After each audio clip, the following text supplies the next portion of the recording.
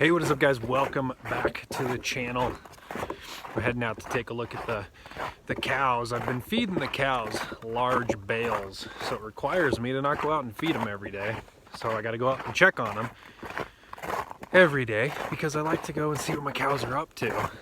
So we're heading out there, but today we're talking about a topic that's just kind of, it's been on the forefront of this upcoming election, because it has to do with the state of emergency that many states are still in with the pandemic. So Idaho is not exempt from that. We've been in a state of emergency for almost 2 years now. Because as long as you're in a state of emergency, your federal tax dollars keep coming in.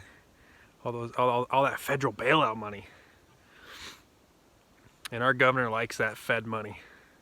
But this pandemic is good for business, for certain businesses, certain companies, pharmaceutical companies, big pharma, right? Big pharma is doing well during the pandemic. Big medical is doing fantastic during the pandemic because business is good for those people. Which brings us to our topic, guys, of taking donations from big pharmaceutical companies. Now, I'll tell you guys where I stand on it right now. I will not, during my campaign, and if I'm elected at any time, ever take money from big pharmaceutical companies or big medical companies, because I believe that their influence on elected officials that we have currently helps us to stay in the state of emergency that we're in. If there were no big Fed bucks coming in, the governor would have no reason to keep us in a state of emergency because the numbers just aren't there. It's not warranted. But as long as that federal teat money is still coming in, he's going to keep us there. So big pharma, big medical, definitely making money right now on the backs of the American people. Now, the argument that I was given, because we were just discussing this, and I was saying that I will not vote for any official, any candidate running who takes money from big pharma. Now, a lot of these people have taken money from big pharma donation one time, because big pharma will, they'll test the waters. They'll stick their foot in and see if the water's warm. But these people who receive repeated donations are doing something for big pharma that big pharma likes. And if they're doing something that big pharma likes, then they're probably doing something that's hurting the people. Looks like the snow is ripping the tarp down on that thing. I gotta go out and fix that. All right, let's get in here with the cows. So I definitely want to know what you guys think on this. Do you think that if a candidate is taking money from big pharma, that they are then serving big pharma? Or do you think it's perfectly acceptable because, and the reason that I was told, one of the excuses is that campaigns are not cheap and it requires money to run a successful campaign, so that means that it is okay to accept money from anywhere as long as you're needing it for the campaign. So for me, I don't agree with that mindset. I don't agree with that conclusion. I don't agree with the idea that it doesn't matter where money comes from. I think the people that donate to your campaign says a lot about you as a candidate. And one of the things you'll see when you go and check on your candidates, and I encourage all of you guys to go and do this because it is very telling as to who controls your candidate, but you go to your Secretary of State website for your state, and you can go in and look at the finance report for all of your candidates, for all of your elected officials. And it'll tell you exactly who's backing those people. And then just start connecting the dots, guys. You just start at the top, work your way down, and then just start connecting the dots, and you'll see which companies, you'll see which PACs, which groups are controlling your elected officials, And you'll see candidates who, they don't have money contributions from any of those people. and they'll have those small donations, those $50, those $100, those $25, those $10. They'll have those donations from lots and lots of the people. And you'll see that there's some candidates who don't have any of that, but they have a lot of money from the big companies. So I think, me personally, I think that's a huge problem with the way our government runs. What's up, buddy? Francis is taking a time out from eating.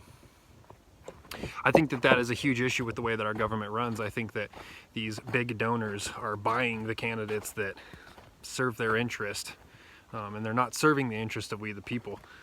So it's a big issue for me. It's something that I will draw a line on. I will take a stand against, and I will not support any candidate or vote for anyone who's taken money from big pharma, from big medical, and I myself will not take any money from them. So if I receive any contribution from those guys while I'm campaigning during this election cycle or at any time, we will A, just give it back, or B, make a charitable donation to someone else, somebody cool. Maybe the Idaho Second Amendment Alliance, put it to good use. But that's where I'm at on it, guys. That's where I'm at on that topic. People are wanting to know specifically where I'm at on a lot of things, so this is something that I'm talking to you guys about. We'll hit on a few of the points of interest for people, where I stand on issues in the upcoming election. And for me, I do not support vaccine mandates. I do experimental shot, forced injections. Let's call it what it is, right? I do not support mask mandates being handed down by the governing body of the state of Idaho, of my state. I do not support that, so I will not support anyone who's in that wheel, anyone who's makes that machine run. So that includes taking money from big pharmaceutical companies, because they are the ones who profit from legislation, from governing, that forces the people to take experimental drugs, experimental shots. So that is my stance, guys, but I'm really interested to hear from you guys down in the comments below. Tell me what you think when you see your elected officials getting those kinds of contributions. This bull is still earning my trust.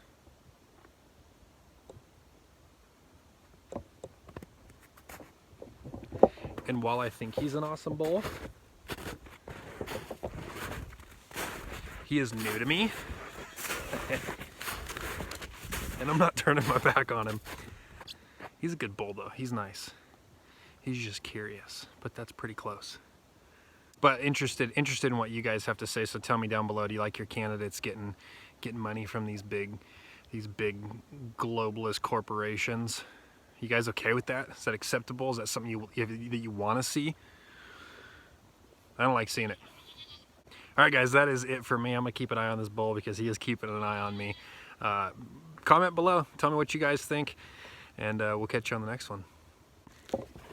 This is how the cows are getting fed.